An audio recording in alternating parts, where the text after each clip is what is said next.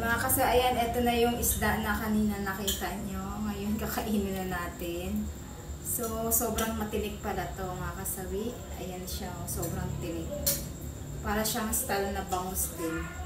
Napakatinga. At syempre, may sausawan tayo. Ayan. Tapos kanin. Yung kanin baho. Tikman natin.